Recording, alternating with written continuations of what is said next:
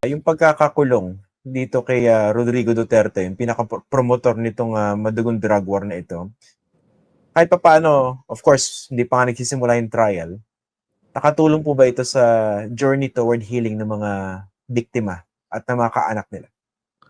Malaking tulong, Christian, yung pagpapaaresto sa kay Rodrigo Duterte, ano po, kasi madami at karamihan nga nagsasabi, Father, matutuloy ba talaga yung ICC na yan? So nung naaresto ang isang paliwanag at pahayag ng isa ay nabunutan ng tinik. Pangalawa ay yung pakiramdam nila na araw-araw brown out. Tapos bigla nagkaroon at may nagbayad ng kanilang kuryente at ngayon ay maliwanag na sa bahay nila. Naging maaliwalas. Yung isang description ng isa ay parang nakalaya sila sa preso dahil pilit silang kinulong, nakalaya sila sa preso at meron namang papalit, yung tunay na salarin ang siyang papalit sa kanila at makakalabos. So malaking tulong para sa kanilang hinahangad na paghilom, at alam naman natin kapag pinag-usapan ng paghilom or healing, it's always espoused with justice. So unti-unti naghihilom dahil nakikita na pangkakapitan na merong katarungan nagaganap kahit paunti-unti. Sa ngayon po ba, sumasagi rin po ba sa mga isipan nila o sa mga conversations between you and them, yung idea na itong nararanasan nilang sense of justice, baka temporary respite lang? Kasi before we know it, 2028 na, baka babalik na naman yung mga Duterte kung sakasakali, baka bumalik na naman itong mga patayan na ito. Kumbaga, naging temporary lang itong nararanasang liwanag. Kumbaga, nagkakuryente pero mawawala uli. Merong ganong panganib, merong ganong pag-iisip, at ito rin naman ang nagbibigay daan din sa kanila na, sa mga magulang na, sa mga yung dating mga musmos na ngayon ay nagkakaisip na ng mga bata na hindi maaari ito, na meron silang tinatawag na at nauunawaan nila yung salitang impunity at dapat may accountability. Nauunawaan na ng mga bata, ng mga biktima na dapat yung boto katulad ng pagpapahalaga sa buhay na nakaw sa amin, kaya hindi namin ipananakaw din ang boto. So, meron ganong consciousness na pagpapahalaga dahil nakikita rin nila na napaka-fragile at napaka-volatile, yung walang kasiguraduhan ang ating estado ngayon. Bagamat tumitindig sila. Nakikita ko sila sa mga rally tungkol sa impeachment. Naroroon sila at nagpapahayag ng kanilang saloobin.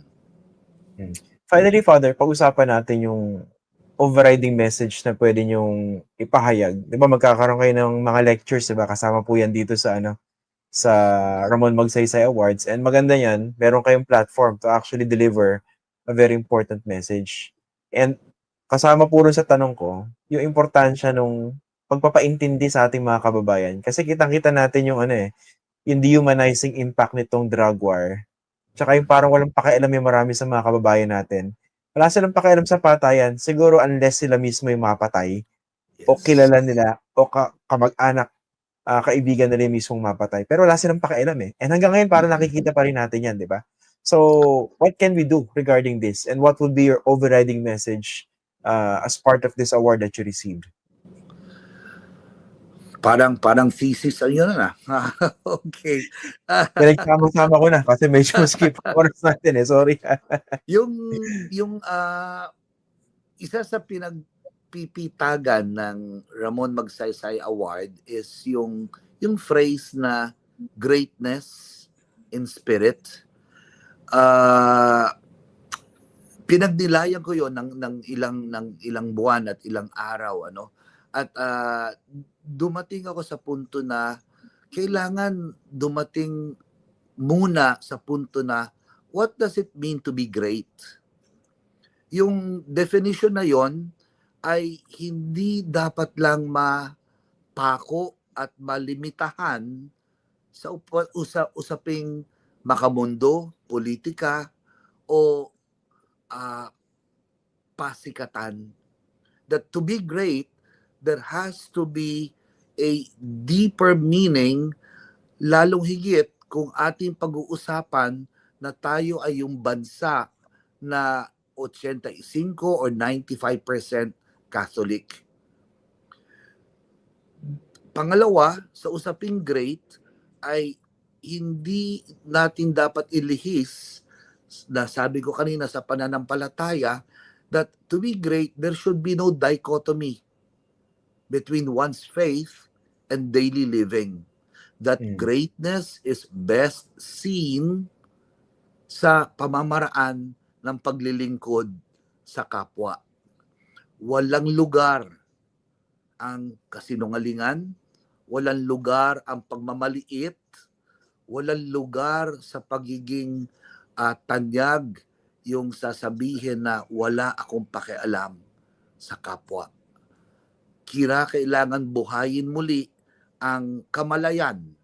Yung kamalayan na dikta ng tamang konsensya. Kasi ngayon, alam naman natin, katulad doon na sabi mo, Christian, na walang pakialam eh. Diba? And we know for a fact, o dapat idiin at bigyan pansin, na meron tinatawag na kasalanan. At yung kasalanan ito ay alam natin na nagsisimula kapag tayo ay naging walang pakialam. Another aspect would be yung